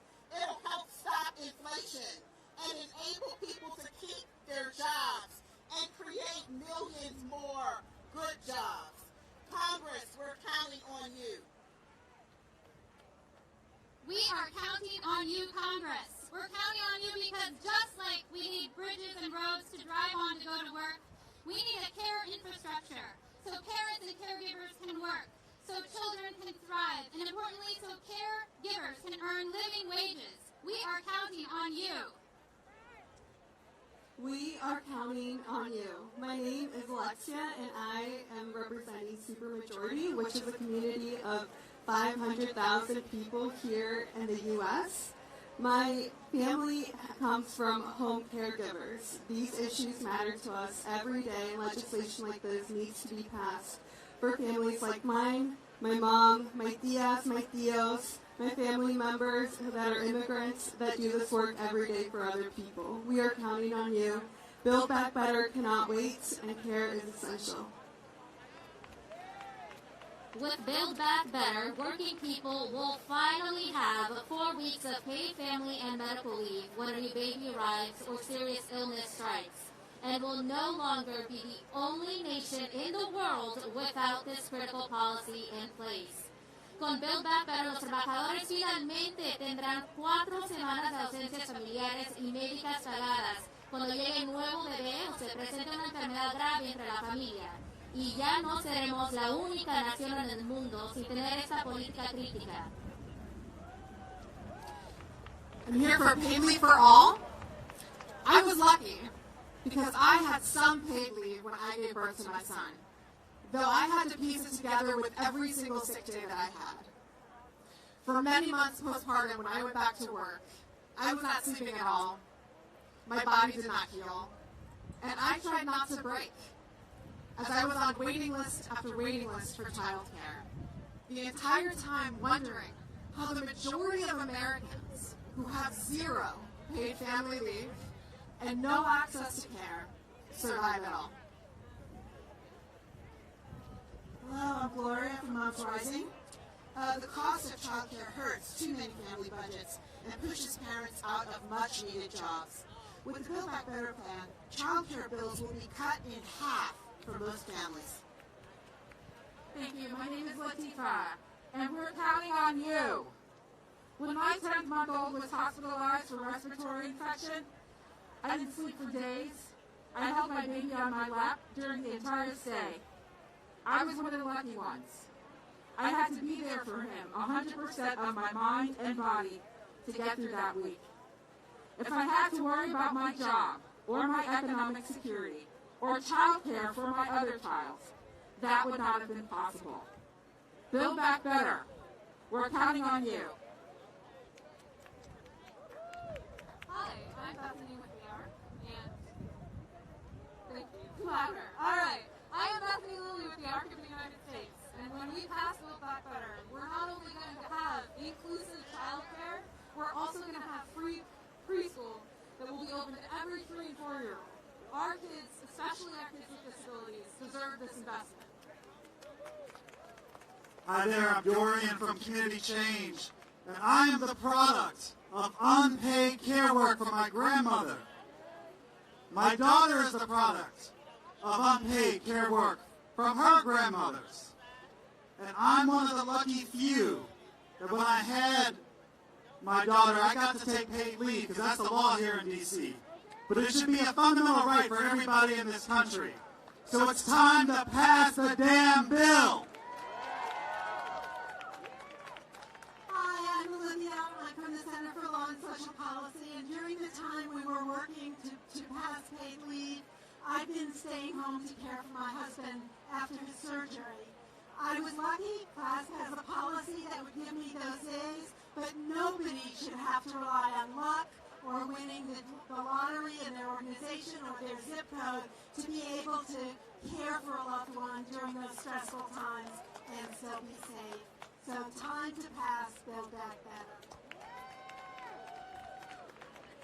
I'm Nicole Derwick with Caring Across Generations. I have a grandma with Parkinson's and a brother with autism. When care workers quit because of the low pay, understandably, the progress and independence of the people they support are impacted. Caregivers deserve to have their work valued, and family caregivers deserve to have care workers who are well paid. Hi, I'm still Mike, and I'm still with ADAPT. Build Back Better means millions of good jobs will be created and wages lifted for care workers. Pass the damn bill. Hi, I'm Natalie with Justice and Aging. Build Back Better also means that we will all have the chance to age with dignity, with autonomy, with agency, and stay connected to our families and communities. Congress, we're counting on you. Hi, I'm Shantae, Campaigns Director at Caring Across Generations. My mother was a full-time teacher in the South and cared for my terminally ill aunt for years. And as a family, we had to grow up fast. However, with the Build Back Better package, 35 million families will receive fully refundable child tax credit that lifts up 50% of children out of poverty. It starts at home, but we'll win right here in D.C. Pass the damn bill. Hello, my name is Maria, and I'm with the American Association of People.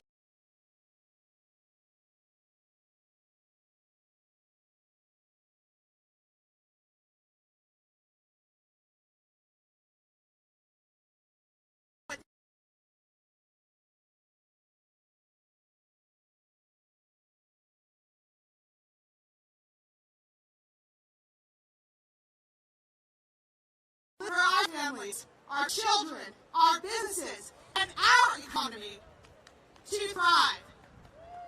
The urgently needed policies in Build Back Better are both job enabling for disabled people like me and job creating.